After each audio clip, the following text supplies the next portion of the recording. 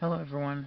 So I wanted to do a review of this. I just got it in the mail, and here it is. It's the Star Trek: The Official Starships Collection, USS Newton.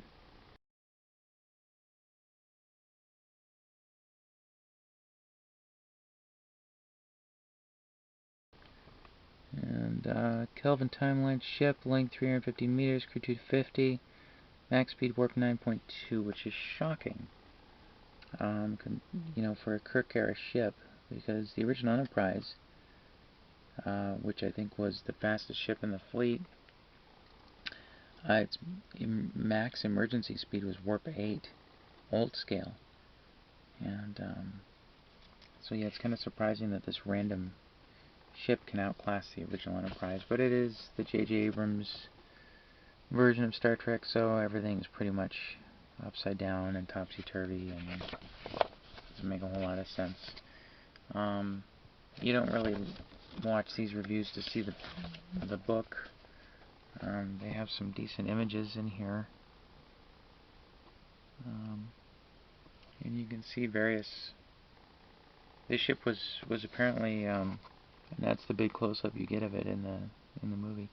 This ship it seemed to be fairly ubiquitous.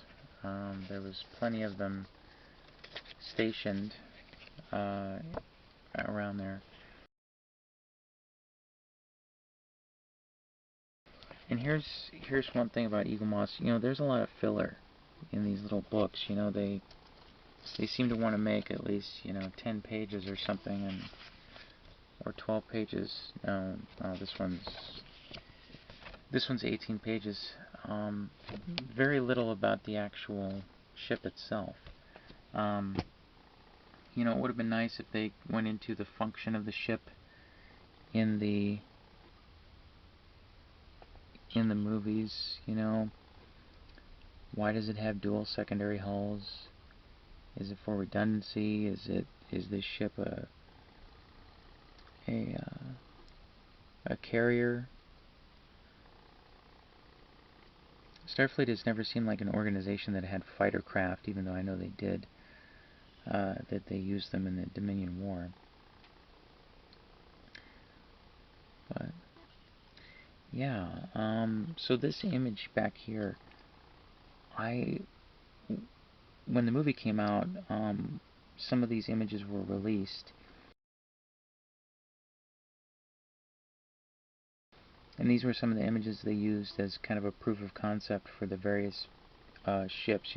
I think before they built actual CG assets, they made these, and when they released them, I was like, oh man, that's so cool, because I wasn't a big fan of the Enterprise from these movies until Star Trek Beyond. I actually liked it in Star Trek Beyond, which is another ship that I don't have, that I should have in my collection, but someday.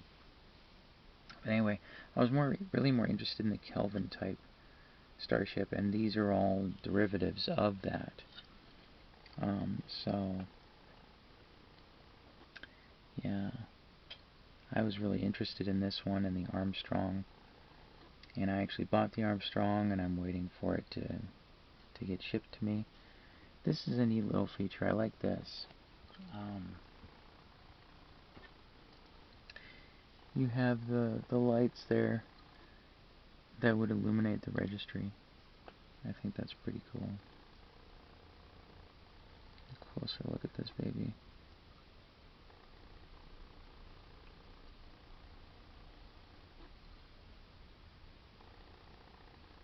Kind of like it. Like how the back of the nacelles are, if I can get it, if it'll focus. The back of the nacelles have kind of this darker strip on them. I think that's kind of cool. It reminds me of like aircraft, where the jet exhaust is. It's kind of a different color. I know it's hard to see, but in the back here, you have to focus in.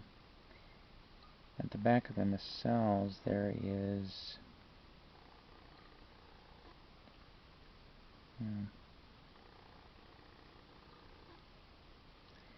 There's clear plastic back here on the inside the end caps there. So that's pretty cool. I'm really sorry, guys, for how crappy my camera is. But yeah, they're clear, which is cool. I like that. You got the dual secondary hulls there. I think they design these things just to look, you know, for a certain aesthetic. They took the Kelvin asset and they just chopped it up and rearranged stuff, and that's fine. You know, it doesn't make a whole lot of sense that every ship in the immediate area of Earth looks like the Kelvin.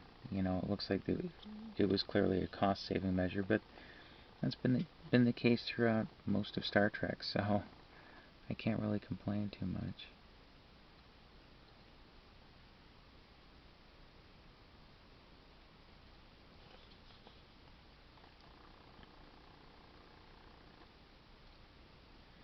(1727), that's when Isaac Newton died, for anyone who's interested or keeping track. I like the red pinstripes around the bridge area. It's cool. There's the Bussard collectors. This detail up top. You notice the paint isn't exactly centered on there. Oh well. On the bottom you'll see the Atari symbol there. And yeah, you got some interesting details here. Yeah, it's great to have a model that you can hold in your hand and look at. You know, yeah, it's small, but it's nice to have these background ships, and that's one of the things I love about Eaglemoss, is that they actually, you know, when this whole collection started, I don't think any of us knew how extensive it would be, and we couldn't have guessed that they would do just the oddball background ships, you know, that you see from various Star Trek productions, and I'm so happy that they did that, because, you know, I love my hero ships, but I also love me some background ships. Yeah, nice detail in there. I've seen other reviews. I've seen a review of the Armstrong, and the details under here look different in that video, but maybe that's just me. So here's the bottom of the saucer. You know, given the size of these windows, this ship could actually be in scale with this one. This is the Zheng-He, and some of the windows on the Zheng-He are bigger and some are smaller, but yeah, you could almost, perhaps not see a design lineage, but you could almost put these two up against each other and say they're in the same scale, which is kind of fun.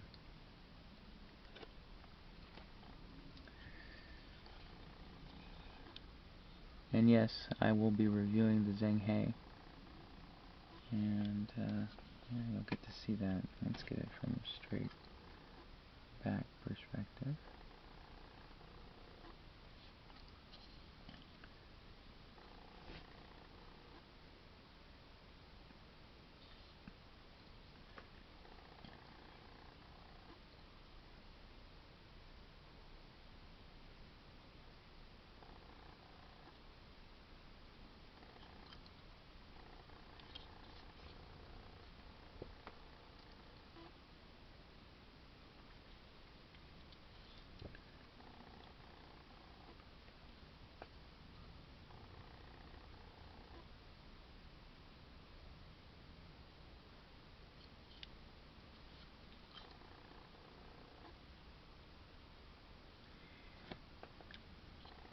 I've seen some literature that suggests that this is a battleship.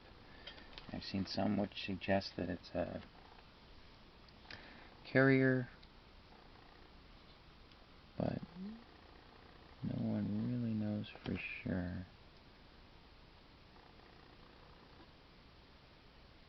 Yeah, kind of like the old facet designs, you know, Franz Joseph just took the saucer and the cells and chopped everything up and rearranged it, and we got our first starship fleet. Which doesn't make a whole lot of sense, you know, why would they all share the same components, but in another sense, why wouldn't they? You know, it would seem to be the most effective, in a sense, you know, the most effective use of resources and time. You have all of these similar components, and so you don't need to make a lot of specialized parts. Unless that particular ship is, you know, has some kind of specialized mission, or it's, you know, an experimental ship, or test bed for new technologies or whatever. So anyway, yeah, so that's the USS Newton. So I hope you guys liked the video. So thank you, my Patreon supporters, for making this review possible. You guys helped me get this thing. Love you guys, and yeah, bye-bye.